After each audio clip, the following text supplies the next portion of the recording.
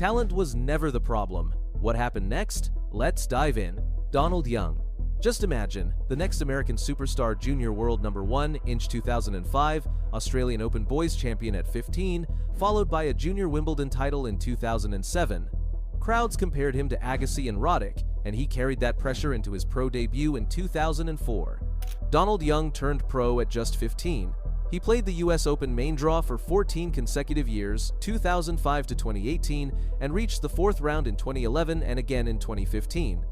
At one point, he climbed to world number 38, his career-high ranking in February 2012. But anyone expecting slam titles? None came. He never won an ATP singles or doubles title. His singles record ended at 124 wins, 190 losses solid, not spectacular. Why did the dream dim? Inexperience, immense expectations, and sudden jump into the pro circuit took a toll. He became a warned example. Prodigious talent alone doesn't redefine tennis consistency, growth, and timing do.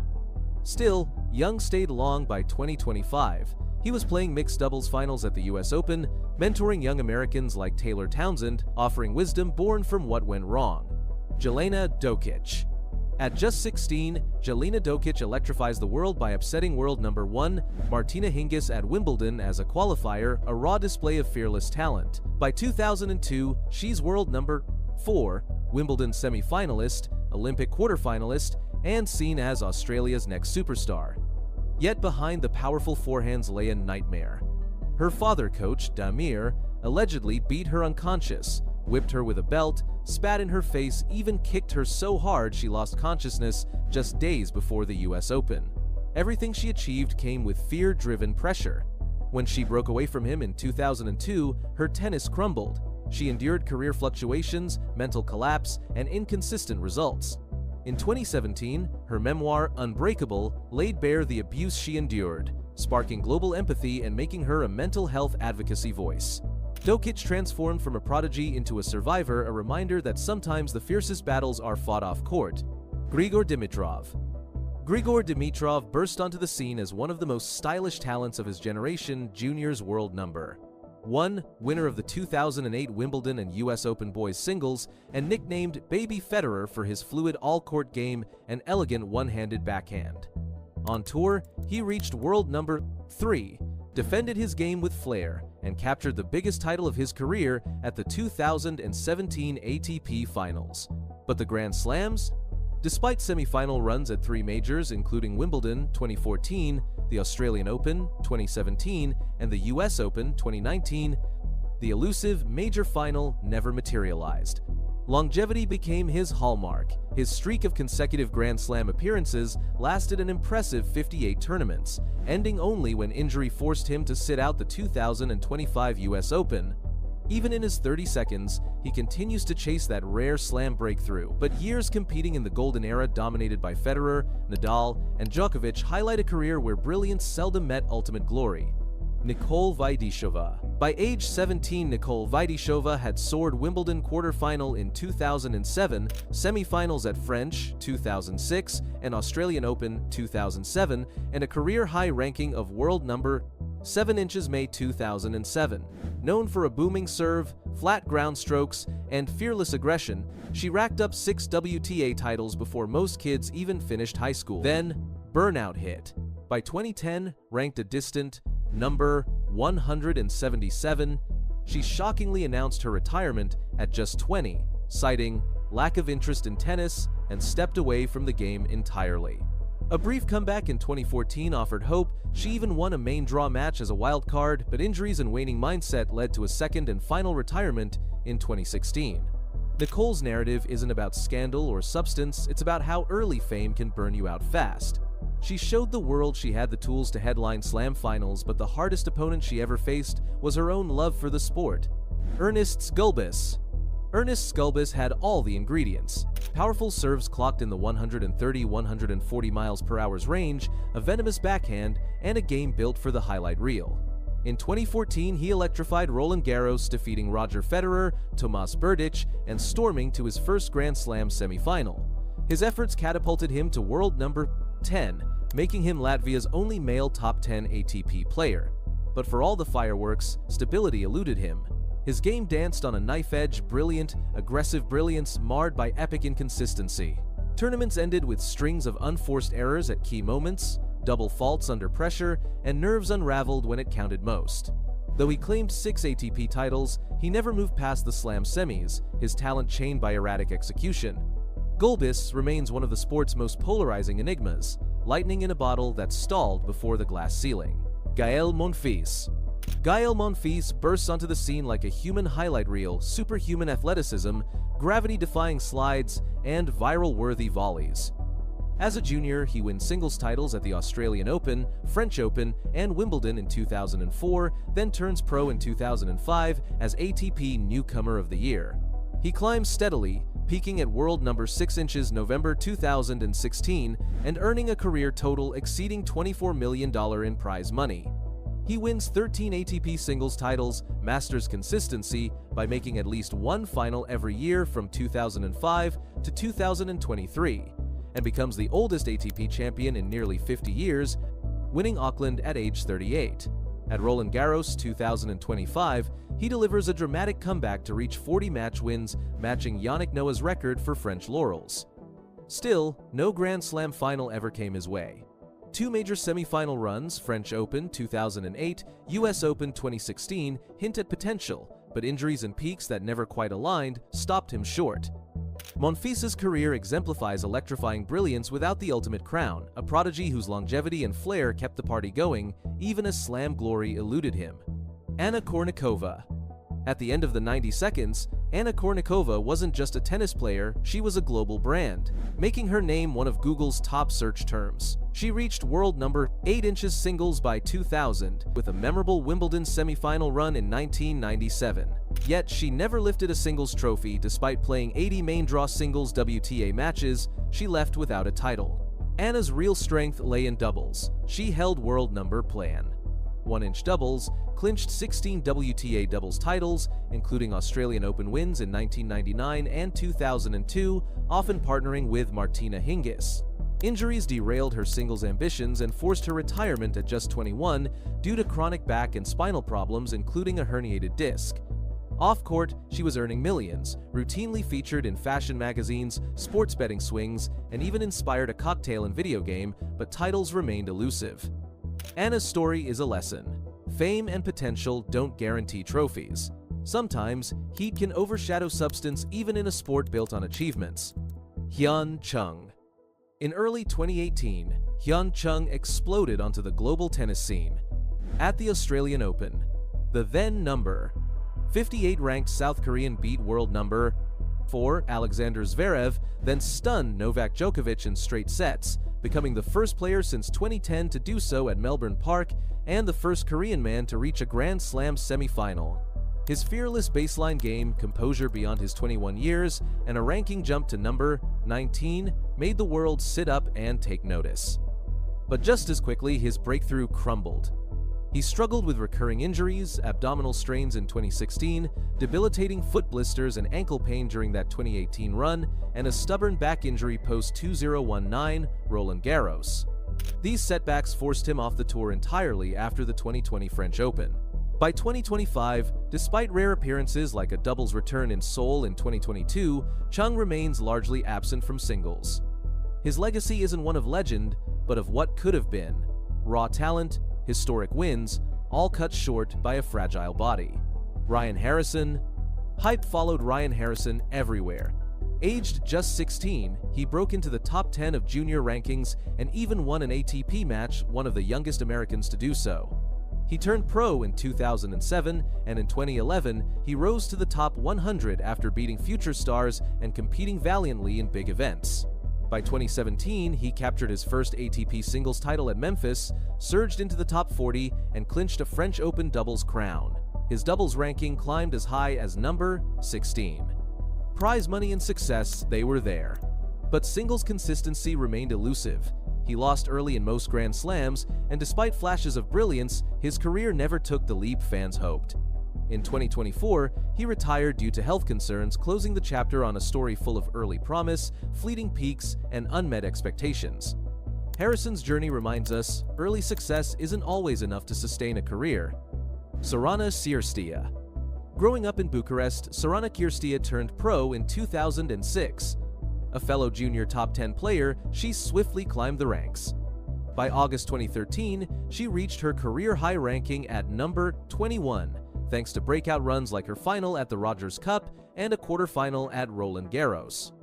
She's claimed 3 WTA singles titles and 6 inches doubles, with an impressive total tour-level record of 550 wins to 426 losses. Known as an aggressive baseliner, her flat ground strokes and penetrating backhand brought frequent wins over top 10 opponents, 25 victories at that level. Notably, she captured the 2025 Tennis in the Land title in Cleveland as a qualifier, the first hard-court singles trophy of her career since 2008. Despite flashes of brilliance including Grand Slam quarterfinals at the 2009 French Open and 2023 US Open, she never breached the top 20. Her journey reflects reliability and fight, but no crowning moment on tennis's biggest stages. Mirjana Lucic-Baroni. Imagine being 15 years old and already carrying the label of tennis's next great champion. That was Mirjana Lucic in the late 1990 seconds. In 1997, she burst onto the women's tour and almost immediately made history. She won her first WTA event in Bol, Croatia, as a debutante, something nearly unheard of. The next year, she paired with Martina Hingis to win the 1998 Australian Open doubles crown, making her the youngest ever to hold a Grand Slam doubles title. Add to that the Australian Open and US Open junior titles, and she was officially no longer just a prospect, she was expected to dominate. Then came 1999. At just 17, she stormed into the Wimbledon semifinals, dismantling legends like Monica Seles and Natalie Tauziat with a fearlessness that left veterans rattled. The world saw shades of Steffi Graf, even a touch of Monica herself, a power hitter unafraid of the moment. She peaked at World No. 32 inches singles, World No. 19 inches doubles, and tennis insiders believed she would be the next household name. But behind the fairy tale headlines was a nightmare no teenager should live through. Mirjana's father, Marinko Lucic, was not only her coach but also her abuser. In later interviews, she revealed chilling details, repeated beatings, intimidation, financial control, and a family life built on fear. When she finally escaped the house, she also lost her support structure, money, and sponsorship. The once bright Prodigy vanished. From 2000 through much of the 2010s, she played only sporadically, her name fading into the "whatever happened to" conversations of tennis. For nearly a decade, she disappeared. Most prodigies never return from such an abyss. Mirjana did. In 2014, at 32 years old, she engineered one of the sport's most shocking comebacks. At the US Open, she toppled world number 2 Simona Halep in straight sets.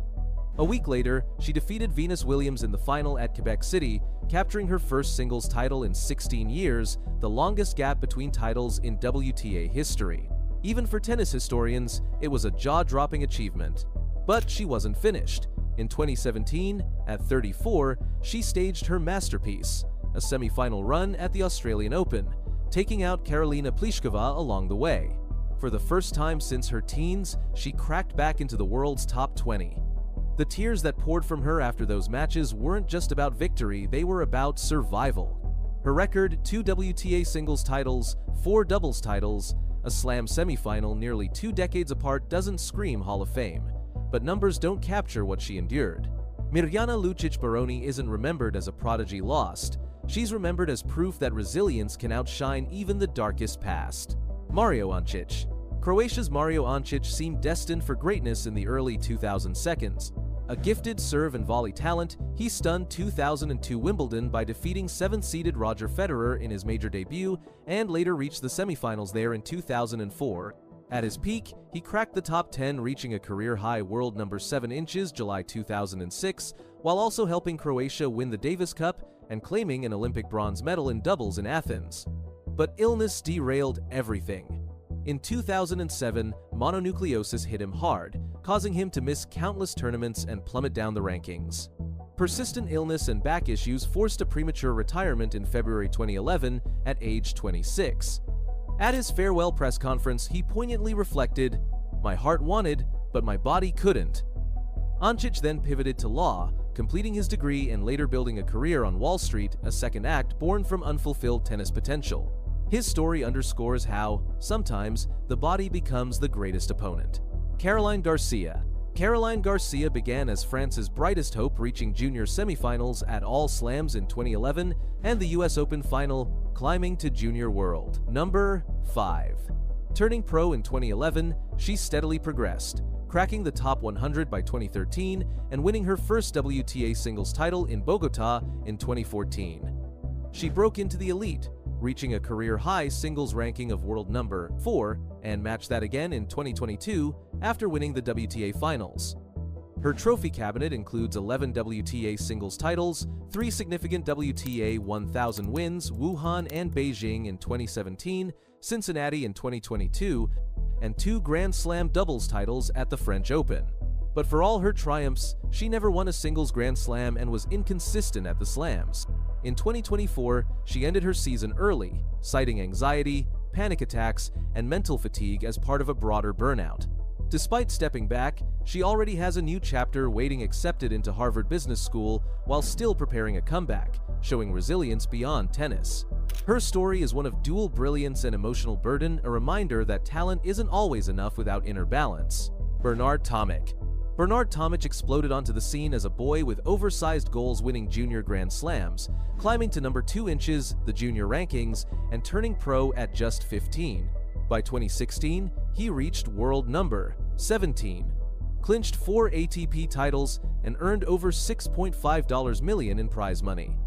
Yet, behind the headlines, cracks formed fast.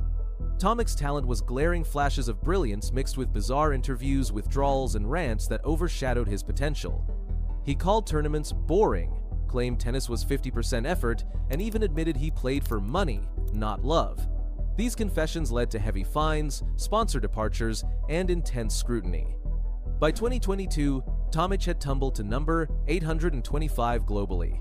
Yet amid chaos, he staged a comeback, rising through the Challenger Tour to return near the top 200 by 2025, and even turned down a $22,000 payday to aim for US Open qualifying. Tomic's story is raw, talent unfulfilled, ambition misunderstood, and a legacy mired not by scandal alone but by a prodigy's public unraveling. The matches he could have won are just echoes now. Richard Gasquet. From the moment 9-year-old Richard Gasquet graced the cover of Tennis magazine, the world expected greatness. By 15, he became the youngest ATP Masters qualifier and winner in over a decade, and capped his junior career as world number 1 after winning junior slams at Roland Garros and the US Open.